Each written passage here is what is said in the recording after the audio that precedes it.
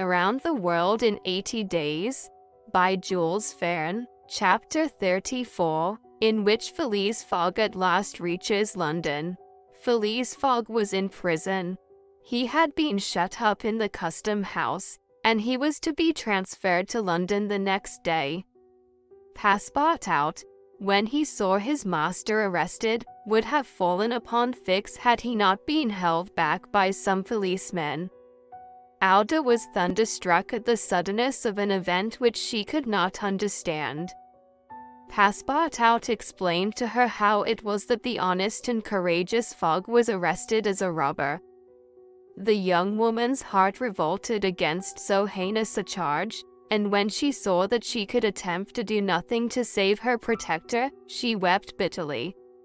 As for Fix, he had arrested Mr. Fogg because it was his duty, whether Mr. Fogg were guilty or not. The thought then struck Passepartout that he was the cause of this new misfortune.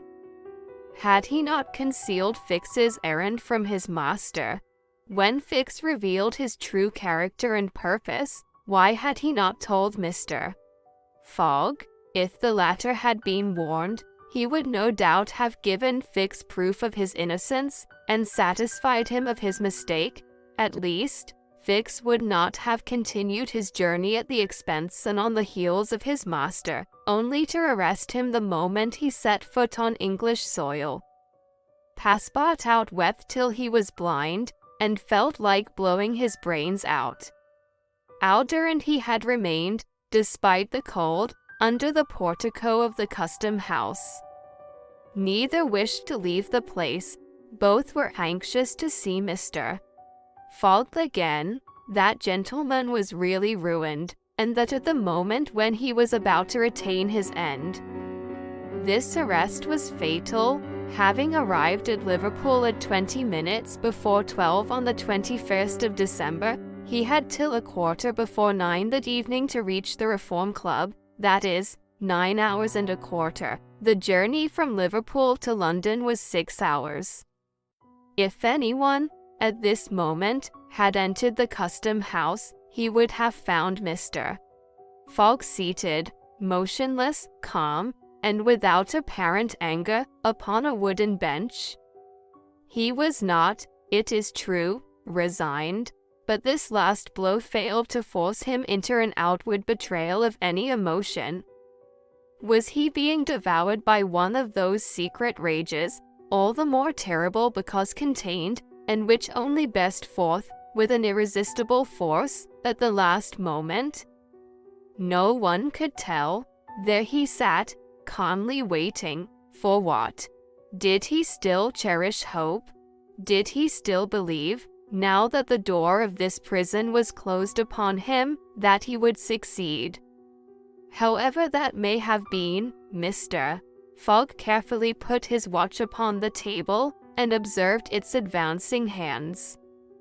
Not a word escaped his lips, but his look was singularly set and stern. The situation, in any event, was a terrible one, and might be thus stated. If Phileas Fogg was honest, he was ruined. If he was a knave, he was caught. Did escape occur to him? Did he examine to see if there were any practicable outlet from his prison? Did he think of escaping from it? Possibly. For once he walked slowly around the room, but the door was locked, and the window heavily barred with iron rods. He sat down again, and drew his journal from his pocket.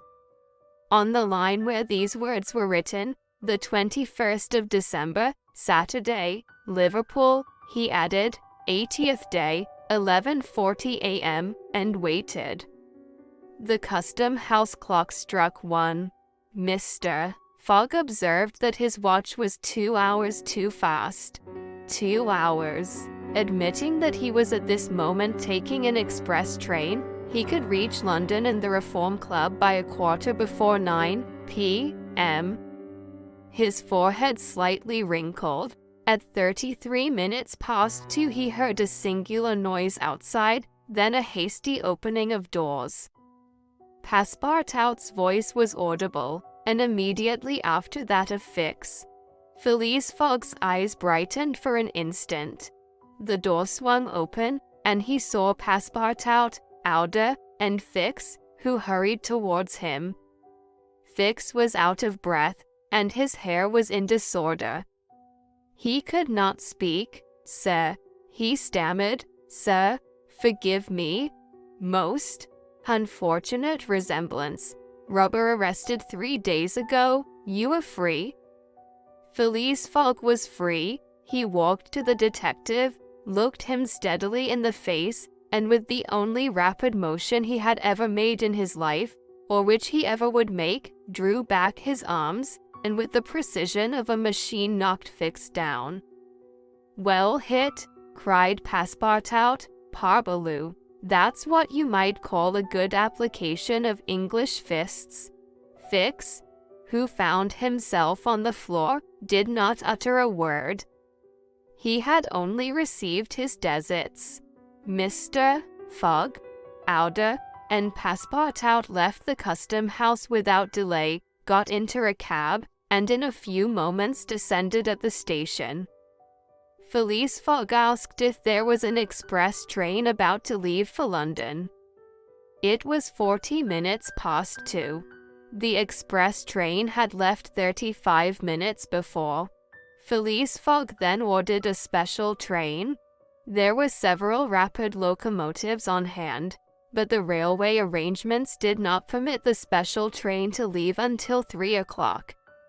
At that hour Phileas Fogg, having stimulated the engineer by the offer of a generous reward, at last set out towards London with Aude and his faithful servant.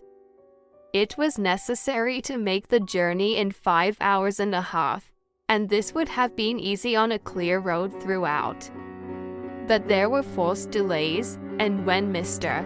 Fogg stepped from the train at the terminus, all the clocks in London were striking 10 minutes before 9. Having made the tour of the world, he was behindhand 5 minutes. He had lost the wager,